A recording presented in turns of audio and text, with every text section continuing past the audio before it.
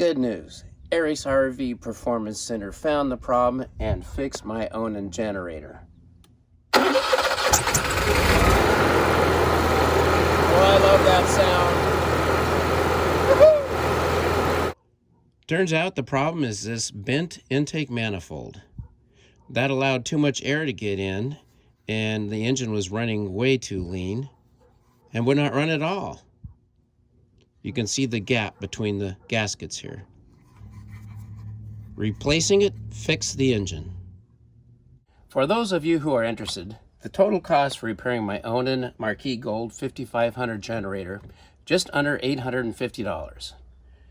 I estimate I saved about $1,000 doing most of the troubleshooting and work myself.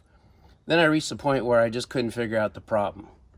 And that's where the RV shop came in and finally fixed the generator. Although it cost me about $400 more to get the intake manifold replaced, it's now a smoothly operating machine and well tuned up, ready to go for a couple of years, I hope.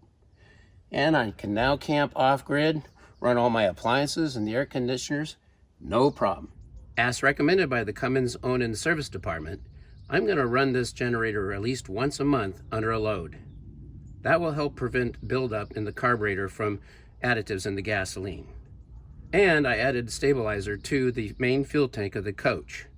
That feeds the generator. After all that work, I don't want this to happen again.